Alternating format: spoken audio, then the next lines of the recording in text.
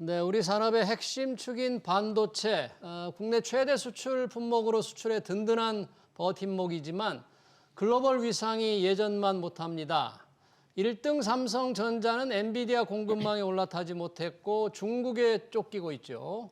트럼프 관세라는 외풍은 불어닥치고 미국과 중국은 AI 기술 왕자를 놓고 치열한 경쟁을 벌이면서 우리를 한참 앞질러 가고 있습니다.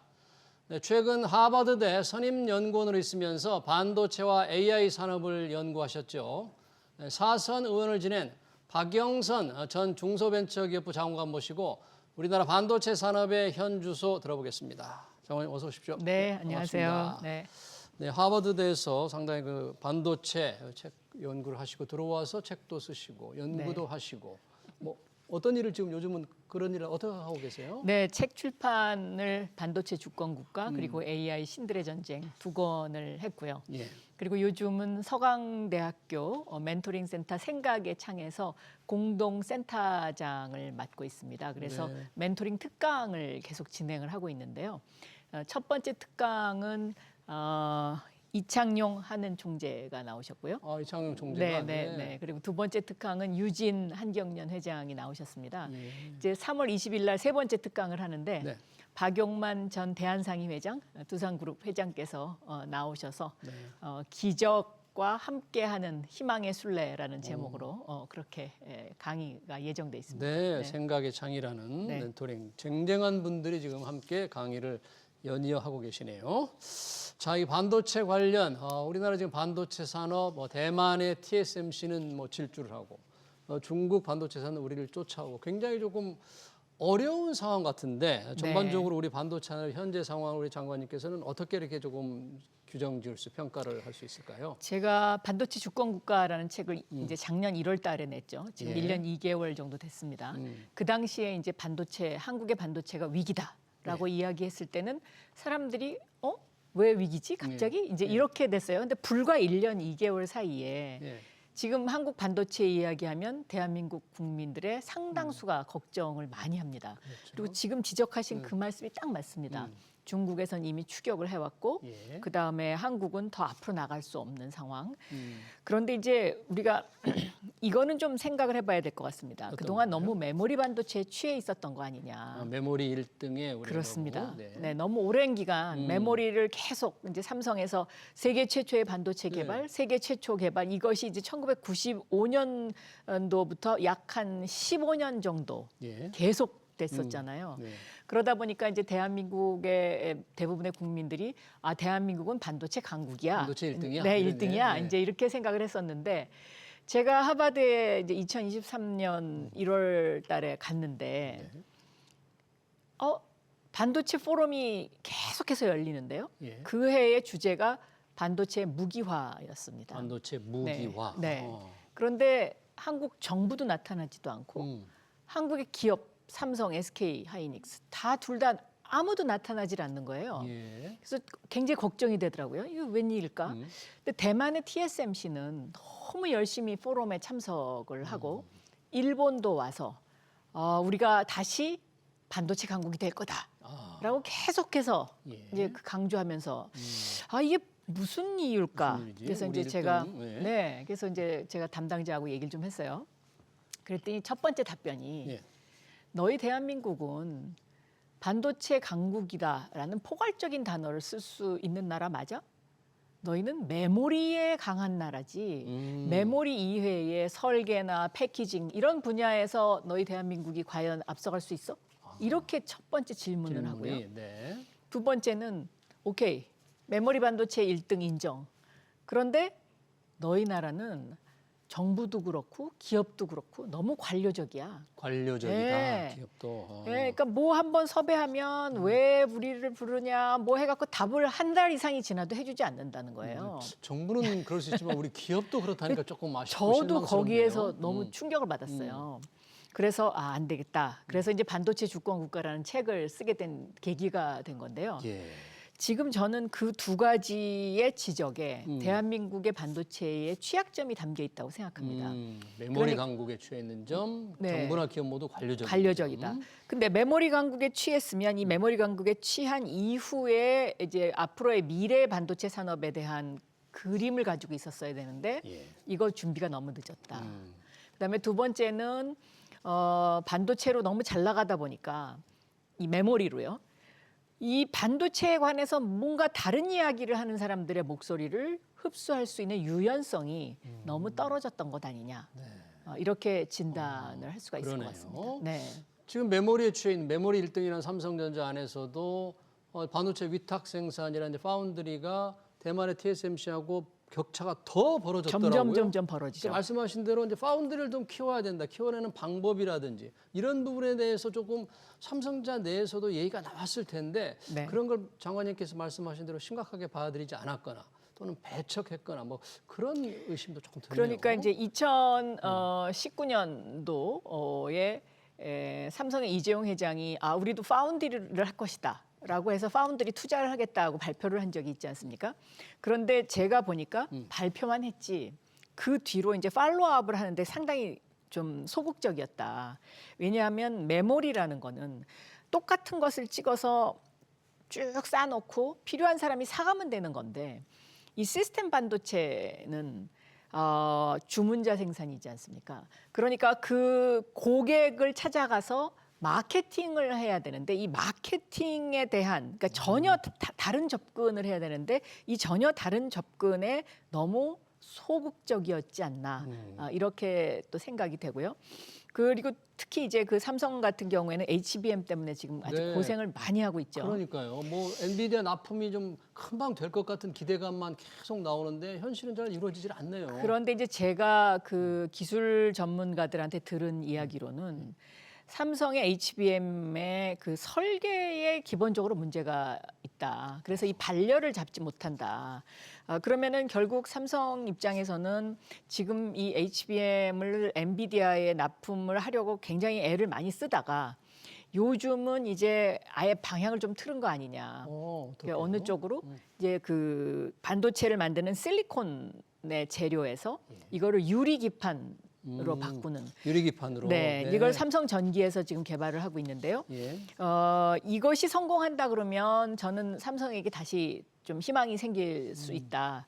그런데 HBM과 관련된 부분은 지금 우리 국민들의 기대만큼 그 반려를 잡는 부분에 있어서 아직 만족할 만한 성과가 좀 더디지 않나 이렇게 네. 보고 있습니다. 그러네요. 네.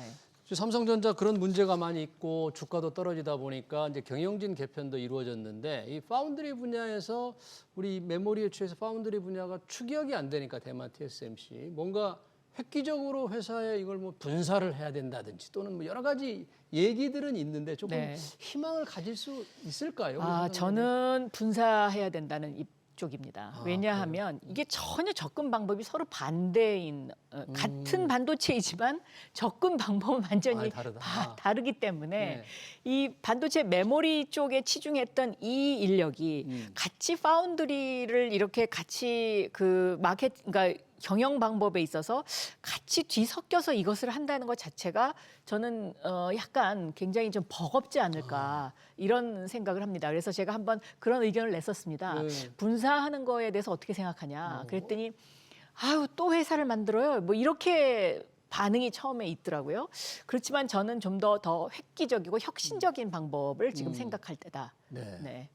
그러네요. 네. 이제 장관님께서는 이제 파운드리 좀 분사. 근데 분사를 했을 경우에 뭔가 또 그 분사한 회사에도 적자가 계속될 경우 어떻게 지원하느냐 뭐 이런 또 내부에 좀 걱정도 좀 저는 있는 것 그런 같아요. 위기를 극복할 수 있는 도전 정신이 필요하다고 봅니다. 그러니까 삼성전자가 지금 가장 취약한 것이 유연한 조직 문화 속에서 이 도전 정신이 사라졌다는 것이거든요. 그래서 그런 어떤 도전 정신을 불러일으키는 그런 이재용 회장의 리더십 이것이 좀 필요하지 않나 이렇게 보고 있습니다. 네. 자, 반도체 삼성전자의 어떤 주문, 삼성전자 해야 될 일을 잠시 언급을 해주셨고요. 반도체 산업 전체로 이제 뭐 국가 간의 반도체 패권 전쟁, 반도체 주권 국가에서도 강조를 하셨는데 하다 보니까 국가 간의 지원이 여러 가지로 지금 다양하게 나오고 있잖아요. 우리도 그래서 반도체 K-칩스법 이제 네. 세금을 좀 깎아주는 K치수법도 나왔고 반도체 특별법도 나왔는데 이 국회를 통과한 건 K치수법 세제 지원은 통과를 했죠. 네. 이 반도체 특별법 이 중에서도 주 52시간 예외를 담은 특별법은 조금 여야가 의견이 좀 달라서 아직 좀 진도를 나가지 못하고 있거든요. 예. 이런 상황을 어떻게 보십니까? 반도체 패권 전쟁 속에서 우리 국회가 이 부분은 어떻게 처리를 해야 되는지. 저는 이 주 52시간 문제는 단지 반도체에 국한된 것이 아니다. 아, 반도체뿐만 네, 아니라. 저는 이건 좀 더 유연하게 접근할 필요가 있다. 두 가지 이유로 그런데요. 예. 첫째, 지금 AI 시대가 오지 않았습니까? 그렇죠. 이 AI라는 것은 AI 이퀄 생산성입니다. 그러니까 그만큼 지금까지 뭐 10시간에 걸쳤던 일을 30분 만에 해낼 수 있는 생산성이 증대되는 시대인데 이런 생산성이 증대되는 시대에 노동 시간과 관련된 노동의 개념도 같이 바뀌어야 되는 거 아닌가 하는 이제 그런 대전제가 있고요. 예. 두 번째는 이제 미국을 좀 벤치마킹 해보면은요. 네. 미국의 경우에는 연봉 예를 들면 15만 불 이상 15만 달러 이상. 네, 예. 적용받지 않거든요. 아, 근무 시간 네, 제한을 그렇습니다. 적용하지 않는다. 특히 이제 경영과 행정 전문직 쪽에 예. 종사할 경우에 음. 그러면 우리나라도 이런 부분에 있어서는 좀 고액 연봉을 받는 사람이라든가 이런 화이트 칼라에 관해서는 좀 더 유연한 접근이 필요한 것 아닌가 저는 이렇게 생각하고 있습니다. 예. 이 주 52시간이라는 것을 이제 그렇게 규제를 두게 된 거는 너무 그동안에 그 기업주들이 노동을 착취한 거 아니냐라는 그 시각에서 출발을 했는데 그런 노동 착취의 개념이 있는 블루 칼라와 화이트 칼라를 좀 구분할 필요가 있지 않나 저는 그렇게 생각하고 네, 있습니다. 그러네요. 임금이 좀 높은 미국 같은 경우 네. 15만 달러 이상의 경우에 화이트 칼라에 대해서는 근무 시간을 까다롭게 제한하는 것을 조금 유연하게 예외를 둬야 된다는데 뭐 그런 생각을 민주당의 이재명 대표도 그런 생각을 좀 보이는 듯 했다가 조금 물러서면서 이 52시간 제도가 아직은 통과되지 못하고 있는 현실입니다. 정치권에 조금 각성을 촉구하는 듯한 말씀하셨고요. 네. 이 반도체 산업 보니까 또 우리가 미국에 계속 투자를 하면서 정부 지원, 미국 정부의 지원을 받게 됐는데 새로 들어선 트럼프 2기 행정부, 트럼프 대통령이 그런 지원을 한 반도체 특별법, 반도체법은 끔찍하다. 이런 얘기를 했지 않습니까? 네. 저 이제 국무위원도 지내셨는데 이런 때 우리가 통상 문제가 될지 어떻게 이런 때는 좀 이 기업들을 지원하고 어떻게 대처를 해야 할까요?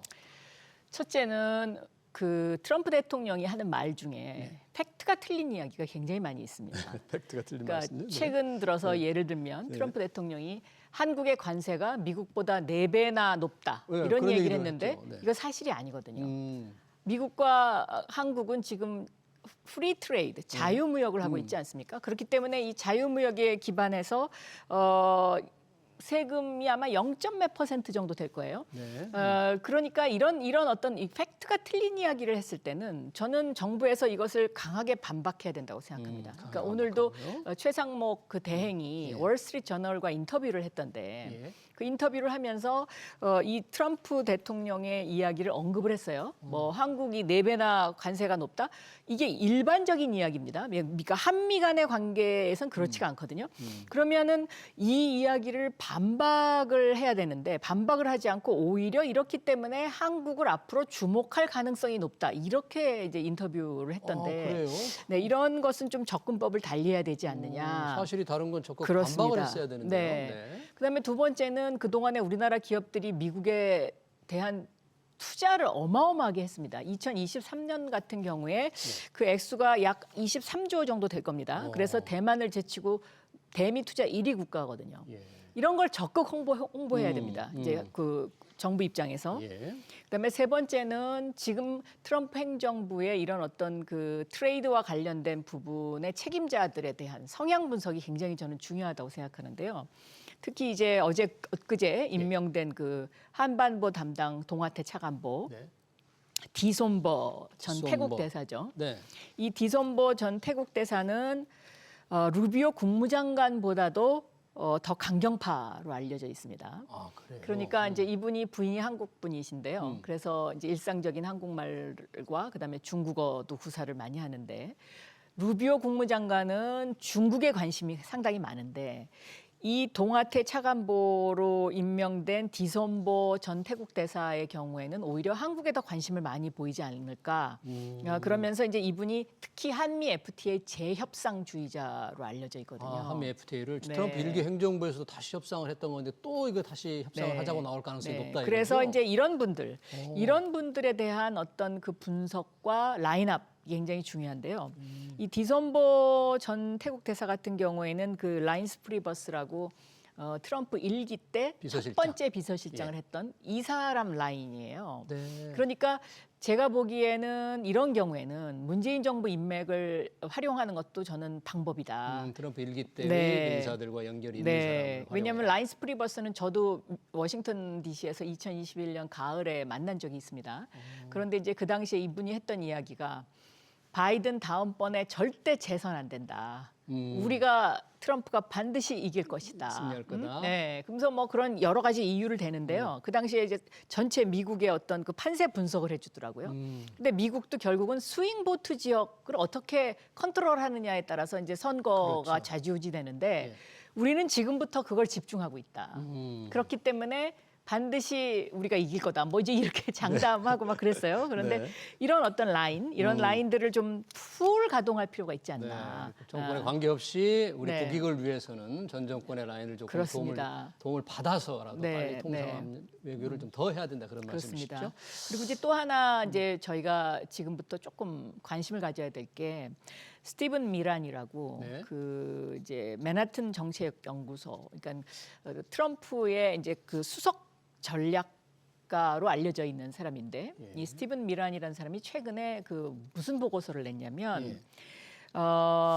제2의 프라자 협정을 언급하는 제2의 플라자 업종, 네. 주요국의 이 통화 예. 가치를 올리게 만들어서 미국 달러 그렇습니다. 가치를 근데 떨어뜨리는. 그 달러 가치를 하락시키면서 1985년도에 프라자 협정은 일본과 독일의 그 일본 엔화와 독일의 독일 마르크화를 절상시키지 않았습니까? 예, 지금 여기에 궁극적인 목표는 중국의 위안화입니다. 근데 과연 중국 정부가 그렇게 독일과 일본처럼 호락호락하게 해주겠냐라는 그런 것이 있긴 합니다만은 예. 그러나 왜 트럼프 대통령이 관세를 이렇게 세게 들고 나오느냐? 이 관세로 밀면서 결국은 그 제2의 프라자 협정처럼 환율을 건드리려고 하는 게 아니냐. 네. 이제 이런 그 대한 전략이 전략이 곡선이 있는 것 같다. 곡선이 있다라는 게 요즘 월스트리트에 새로 나온 예. 이제 소식입니다. 그래서 음. 이런 부분에도 좀 더 그 관심을 기울이고 대비를 해야 되지 않을까 네, 생각하고 그러네요. 있습니다. 새로운 네. 소식. 스티븐 미란의 이제 제2의 프라자 협정, 중국을 겨냥하지만 우리에도 직접 영향을 미칠 수 있으니까 그렇습니다. 대비를 네. 해야 된다는 말씀.